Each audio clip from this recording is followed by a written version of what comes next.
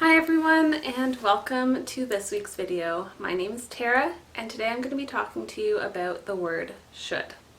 Now, this is weird. It's a very commonly used word. It's not a word many people think about too often, and it's a word we use a lot. And I'm going to explain why removing it from your vocabulary can be very beneficial for you. Now, it can be beneficial in a few ways. It can be beneficial in how you talk to yourself and when you talk to others. So I'm going to start with talking to yourself. So a few years back, I was seeing a therapist, and we were discussing the word should and how it can negatively affect us when we are talking to ourselves and thinking to ourselves. Because when you say should, there's sort of a negative connotation to it. Because you're thinking to yourself, I should be exercising more, I should be cleaning my kitchen, I should be spending more time with my family, I should be doing this, I should be doing that.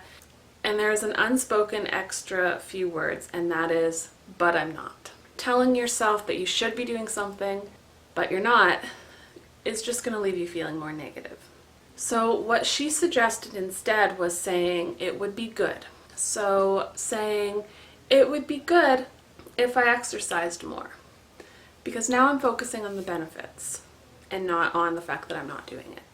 It would be good if I cleaned my kitchen, because then it would be easier to cook.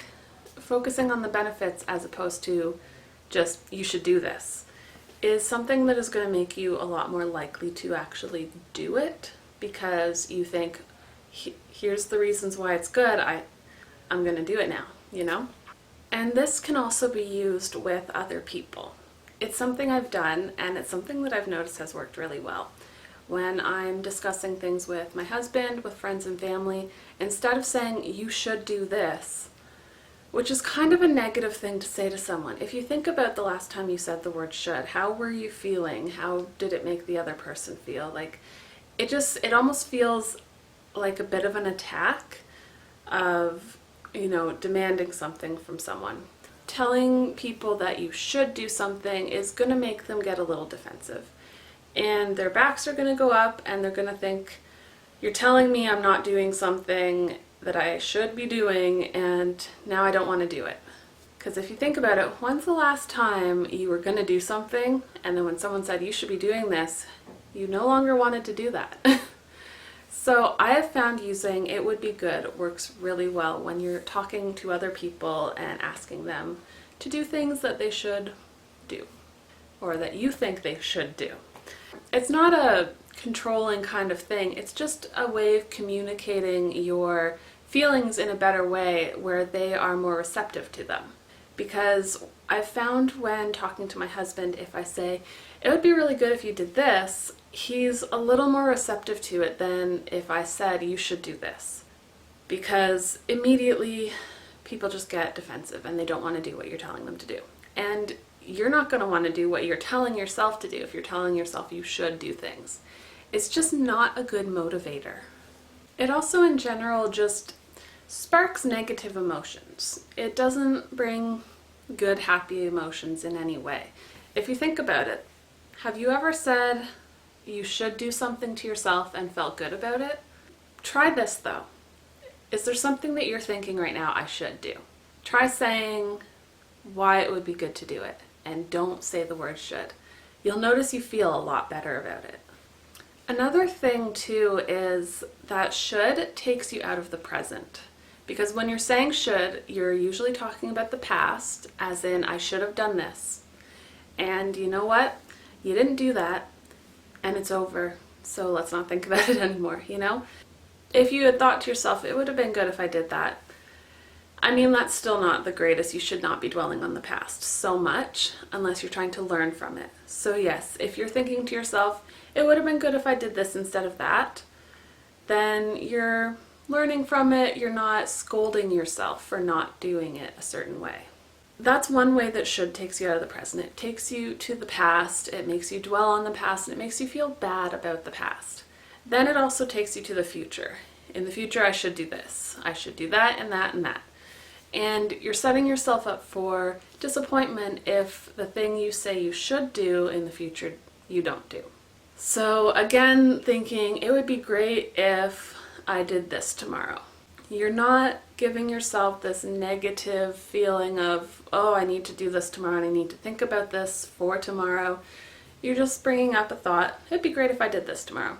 And then you can focus back on the present. But should just sort of takes you out of the present, and it makes you focus on the future, it makes you focus on the past. And focusing on the present and what would make you happy now is probably the best way to go. Now, another problem with the word should is that it kind of makes you avoid acceptance of what is. Because if you are constantly telling yourself it should have happened this way, this should have happened, I should have done this instead, you're not thinking about what actually is happening. If you're thinking, oh, I should have done this when I did my school project, you're thinking about this imaginary grade you probably could have gotten if you did this, instead of just focusing on, okay, I got this grade and that's what it is and I'm gonna do better in the future. Or I should have bought this house instead of that house. Well, you didn't, and you just need to make the best of the house that you did buy. And I should have picked this partner instead of that partner. That's gonna have really bad problems with your relationship if you're constantly thinking, I should have done this instead.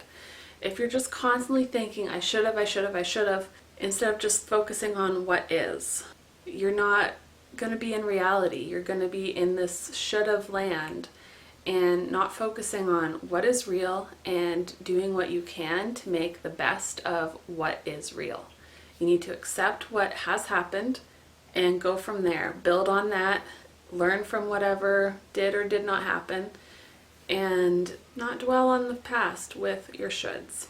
And yeah, on the subject of relationships, it really can put strain on your relationship, because if you have a partner who is constantly saying you should do this, you should do that, you're constantly feeling this negative emotion from them.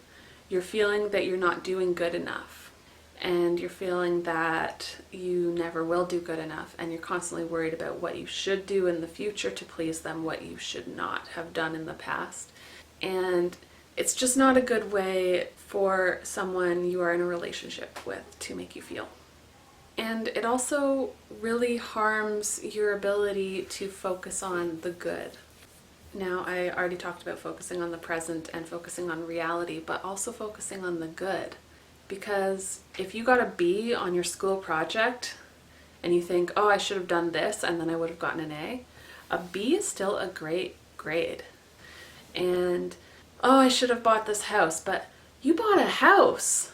Even if you didn't buy the house that you now think you should have, you bought a house, and that's awesome. And you can do what you want with it, you can make changes to it, and you can make it your own. There's so many things about, oh, I should have done this, I should have done that, and you're not focusing on the fact that you did do something, and you did something amazing. I do this to myself all the time. When I think about my birth experience with Cassidy, I think sometimes about, oh, I should have tried standing and walking around more. I should have tried the TENS machine. There's so many things I think I should have done. And even in a previous video, very not long ago, I talked about how I should have advocated for myself and gotten a different nurse. And I do believe that. And I know next time that I will speak up for myself a little better. And it was a thing I learned. It was a learning experience. But when I'm in these despair moments thinking, oh, I should have done this, I should have done that to make the experience better, I'm not focusing on the fact that I gave birth to a baby, and that is pretty awesome, and I did amazing. Me saying should is kind of taking away my ability to focus on the fact that I did something amazing. And that is what it is doing for you. So you might be asking, well, how am I supposed to get things done if I can't tell myself I should do things? And how am I supposed to speak? What am I supposed to say to avoid using the word should? So as I mentioned, the term "it would be good if" is a great way to say should. I know it's a little more wordy, but basically you want to focus on the benefits of doing what you are telling yourself to do. You can still make lists. I'm not saying don't think about the future, because you do need to plan. Make lists for things that you need to get done. And instead of saying I should do everything on the list, say, how accomplished would I feel if I got everything on this list done? Or how great would it feel if my kitchen was really clean right now? Or I feel amazing when I can spend time with my baby without focusing on work. Telling yourself these things instead of saying, I should spend more time with my baby, I should clean the kitchen. You see the difference in how you're feeling emotionally about what you're saying to yourself. And I find you're more likely to do these things. Because if you're just telling yourself you should, you're going to resist it more. So focusing on the benefits of doing the thing is a much better way to get you to do the thing than saying you should do the thing. Secondly, if you find yourself saying should, don't beat yourself up about it. Don't get negative and don't say I should stop saying should because it is a word that we hear and use all the time, and it's not like you're never going to say it. I still say it all the time.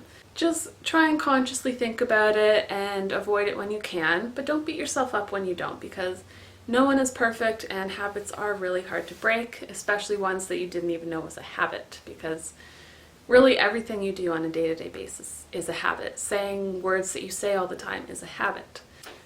Other words you can say instead are could and would. There is a Psychology Today article that talks about this and how the word should can lead to anxiety and stress and those types of negative feelings, whereas the words could and would are more motivational. They are more motivational and encouraging. So that is the kind of emotions you want to say to yourself and to others. So going forward, just think about what you're saying, think about the language you're using. Language is so important, and the way you use it has a lot of power over yourself and over others. And that is it for this video. Those are all the reasons why I believe that removing the word should from your vocabulary can be very beneficial for your life and your relationships and just your mental health in general. And I just encourage you to move forward and catch yourself when you say should, and try and think of how you can spin it in a more positive and productive way. You'll see the benefits. They'll be kind of subtle, but you will see a difference in the way people respond to you and in the way you respond to yourself. So if you like this video, please give it a thumbs up and subscribe to my channel, and leave a comment below if you do try this and tell me if you see a difference, especially with your partners. Seriously. Try not saying should and just try saying it would be good. You'll see they will take your advice and listen to you a lot better. So let me know how that goes, and I will see you guys in the next video. Bye.